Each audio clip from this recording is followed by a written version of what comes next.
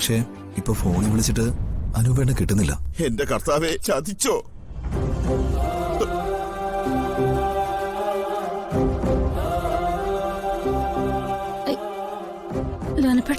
ഭാര്യയും മോളും ഒക്കെ അവിടെ റെഡിയായിരിക്കുക. ചെക്കന്റെ വീട്ടുകാരോട് വെഡിങ് സെന്ററിൽ വരാനും പറഞ്ഞിട്ടുണ്ട്. ഞാനിനി എന്താ ചെയ്യേണ്ടത്?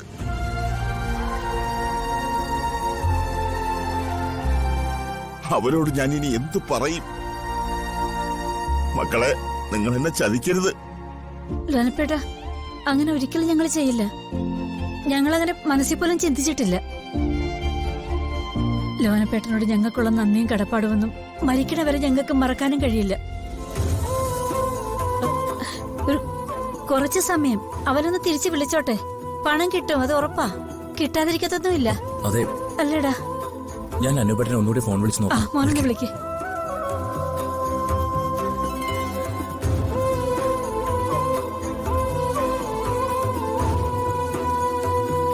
ലോനപ്പേട്ട, വിഷമിക്കാതിരിക്കുക. പണമായി അനുപേട്ട ഉടൻ വരും. അങ്ങനെ മനക്കോട്ട കെട്ടി ആരും കാത്തിരിക്കണ്ട.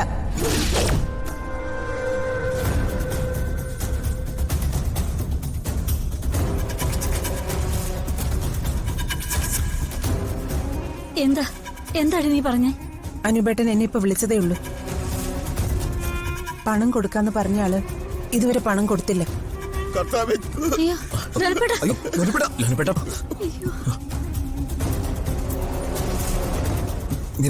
കുറച്ച് വെള്ളം എടുത്തേ.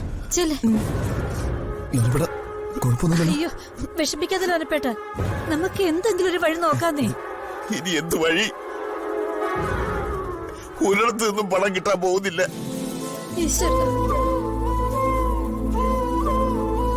ആരും തരില്ല.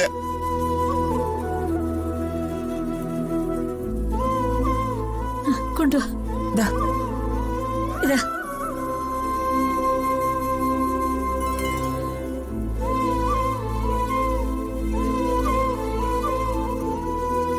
പണം കിട്ടാതെ എനിക്ക് ഇവിടുന്ന് പോകാൻ പറ്റത്തില്ല മക്കളെ.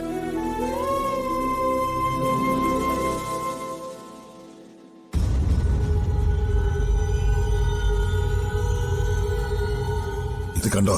വിഷമാ. അയ്യോ, പണം കിട്ടിയില്ലെങ്കിൽ നിങ്ങളുടെ മുമ്പിൽ വെച്ച് ഞാനിത് കുടിച്ചു മരിക്കും.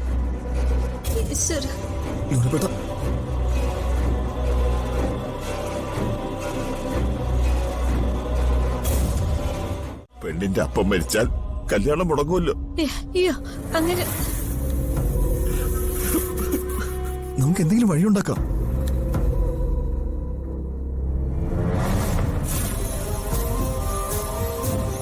അനുപേട്ടൻ പണം കൊണ്ടുവരും. ലോനപ്പേട്ട, വിഷമിക്കാതിരിക്കെ, നമുക്ക് വഴിയുണ്ടാക്കാം.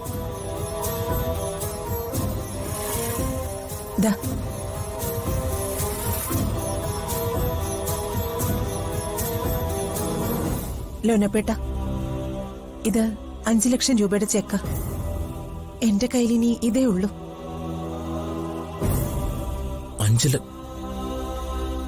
കയ്യിലുണ്ടായിരുന്നതെല്ലാം ഇതുപോലെ പല ആവശ്യങ്ങൾക്കായി ചെലവാക്കേണ്ടി വന്നു.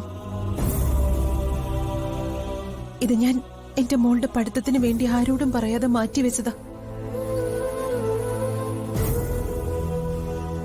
മോളെ, തൽക്കാലം ഇത് കൊണ്ടുപോയി അത്യാവശ്യം കാര്യങ്ങളൊക്കെ ചെയ്യ്. എനിക്കിപ്പോ ഇതേ ചെയ്യാൻ പറ്റും.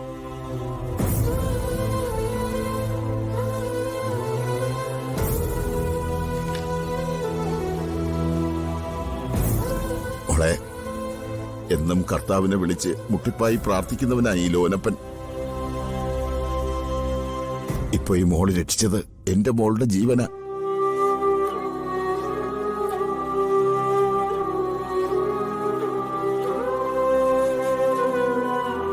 മോളെ, നിനക്ക് 100 പുണ്യം കിട്ടോടി. ലോനപ്പേട്ടൻ ഇപ്പൊ പൊയ്ക്കോ. എല്ലാവരും അവിടെ കാത്തിരിക്കല്ലേ. എനിക്കിത് വലിയ ആശ്വാസമാ തന്നത്. പക്ഷെ ബാക്കി പണം അതും കൂടി എങ്ങനെയെങ്കിലും തരണം. എനിക്ക് വേറെ മാർഗമില്ലാത്തതുകൊണ്ടാ. എന്തായാലും തൽക്കാലം കാര്യം നടക്കട്ടെ. ബാക്കി പണത്തിന് കുറച്ച് സാവകാശം കിട്ടുമല്ലോ. നമ്മളത് എങ്ങനെങ്കിലും ശരിയാക്കി തരാം. ശരി.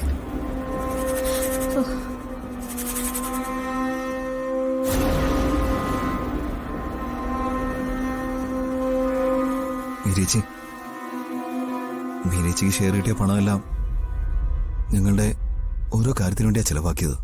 ഇപ്പോ ഇതും എത്ര നന്ദി പറഞ്ഞാലും തീരില്ലെന്നറിയാം. ദേ സന്ദീപേ, നിന്റെ നന്ദിയെ മടക്കി നീ പോക്കറ്റിൽ തന്നെ വെച്ചോ. ഇത് എന്റെ വീടാ, നമ്മുടെ കുടുംബ.